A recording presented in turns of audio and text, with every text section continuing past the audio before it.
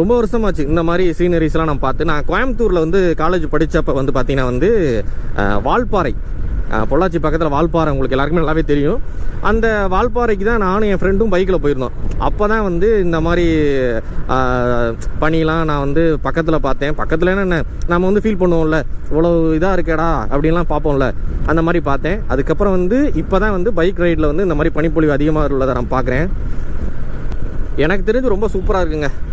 நான் வந்து இன்றைக்கி வந்து மிக திருப்தியாக வந்து நான் வீட்டுக்கு போவேன்.